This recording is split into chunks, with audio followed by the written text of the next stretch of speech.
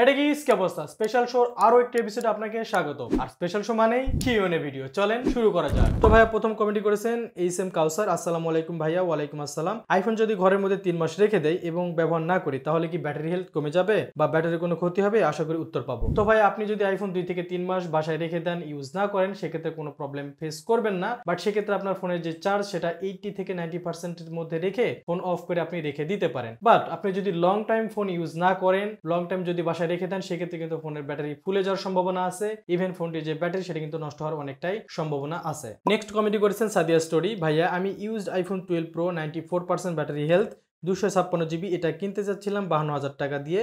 But এত টাকা দিয়ে ইউজড আইফোন কেনা ভালো হবে নাকি অ্যান্ড্রয়েড কেনাই ভালো হবে? আর যাচাই বাছাই করার পরিচিত লোক আছে, প্লিজ বলুন একটু। তো ভাই আপনার বাজেট যেহেতু 50,000 টাকার উপরে, বাট এখানে কিন্তু একটা কনফিউশন আছে যে আপনি কোন অপারেটিং সিস্টেমটা ইউজ করতে যাচ্ছেন, আইফোন নাকি অ্যান্ড্রয়েড। যদি আপনি আইফোনের এক্সপিরিয়েন্স নিতে চান তাহলে আইফোন 12 প্রো এই ফোনটি নিতে পারেন। 4 থেকে 5 বছরও কিন্তু আপনি অনায়াসে ইউজ করতে পারবেন। ফোনের ব্যাটারি হেলথও ভালো আছে।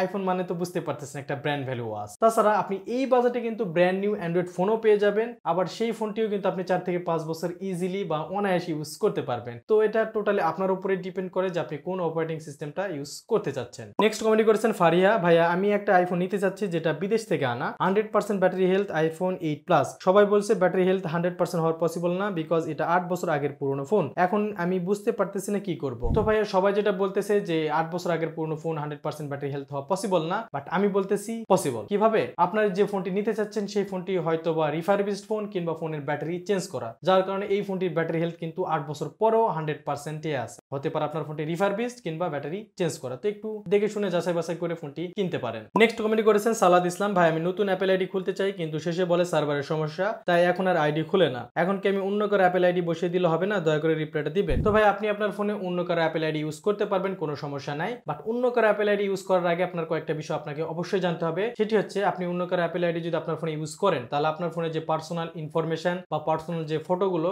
সেগুলো অ্যাপেল আইডির অরিজিনাল মালিক, মানে যার অ্যাপেল আইডি আপনি ইউজ করতে যাচ্ছেন, সেই চাইলে কিন্তু আপনার পার্সোনাল ইনফরমেশন বা পার্সোনাল ফটোগুলো দেখতে পারবে বা অ্যাক্সেস নিতে পারবে। তো এই বিষয়টা আপনার মাথায় অবশ্যই রাখবেন। নেক্সট কমেন্ট করেছেন এমডি আরিফুজ্জামান, ভাইয়া আইফোনে ব্যাটারি বুস্ট করে কি কয়বার চার্জ দেওয়া সেটাও চেঞ্জ করে কমানো যায়? জি ভাইয়া, আইফোনে ব্যাটারি বুস্ট করে ফোনটি কতবার চার্জ করা হয়েছে সেটা কমানো যায় আবার বাড়ানো যায়। জেসি আইডি নামের টুলসের সাহায্যে কিন্তু এই সব কিছুই করা সম্ভব। নেক্সট কমেন্ট করেছেন ভেজাল হীরা, আসসালামু আলাইকুম ভাইয়া। ওয়ালাইকুম আসসালাম। আমি ক্যামেরার জন্য আইফোন কিনতে চাই, তো আইফোন 11 প্রো নাকি আইফোন 12 কিনবো বুঝতেছি না। তো ভাই আপনি যেহেতু স্পেশালি ক্যামেরার জন্য আইফোন কিনতে চাচ্ছেন, সেক্ষেত্রে আপনি আইফোন 11 প্রোটাই নিতে পারেন। কারণ আইফোন 11 প্রোতে কিন্তু ডেডিকেটেড একটা টেলিফোটো লেন্স দেওয়া আছে, যার কারণে আপনি যে পোর্ট্রেট শটগুলো সেগুলো অস্থির পাবেন। তাছাড়া আপনি ক্যামেরা পারফরমেন্স কিন্তু আইফোন 12 এর চাইতে একটু হলেও ভালো পাবেন আইফোন 11 প্রোতে। তো আমার সাজেস্ট থাকলে আপনি আইফোন 11 প্রোটাই নিতে পারেন। নেক্সট কমেন্ট করেছেন শরীফ মোল্লা, আমি ক্লাস 7-এ পড়ি, আমি normal user, just YouTube and Facebook চালাই, আমার বাবার আইফোন 11 আছে, আমি কি এই ফোন আমার জন্য কেমন হবে? Please reply. তো ভাইয়া আইফোন 11 নর্মাল ইউজারের জন্য পারফেক্ট। আপনি যেহেতু ইউটিউব আর ফেসবুক ইউজ করেন তো এটা আপনার জন্য পারফেক্ট হবে। নেক্সট কমেন্ট করেছেন নিশা রাখুন, আমি একটা অ্যাডভান্স বাইপাস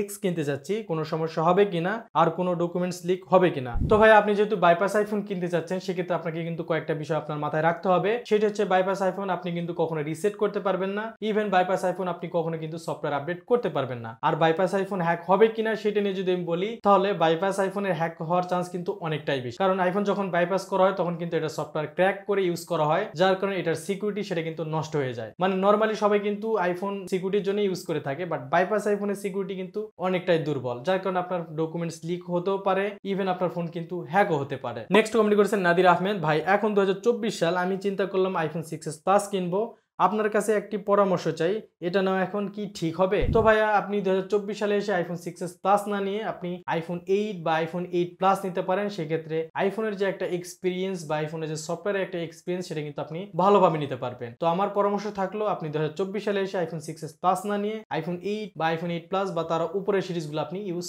করতে পারেন বা নিতে পারেন। নেক্সট কমেন্ট করেছেন ডিএম আকাশ ইসলাম, আসসালামু আলাইকুম ভাইয়া। ওয়ালাইকুম আসসালাম।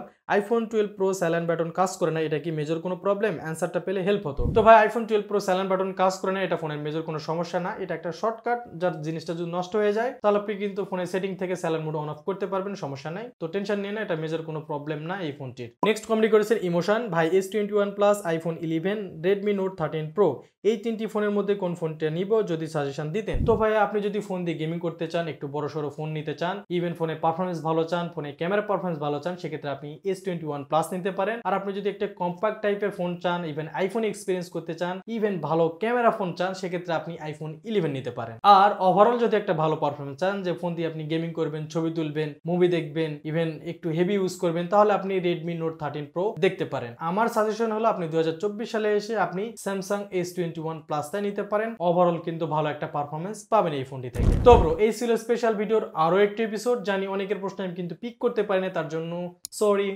And sorry. ভিডিওটি ভালো লেগে থাকলে একটা লাইক অবশ্যই দিয়ে যাবেন। সেই সাথে আপনি যদি চ্যানেল নতুন হয়ে থাকেন তাহলে চ্যানেলটি অবশ্যই সাবস্ক্রাইব করবেন। ভালো থাকবেন সবাই, দেখা হবে নতুন কোন এক ভিডিওতে। আল্লাহ হাফেজ।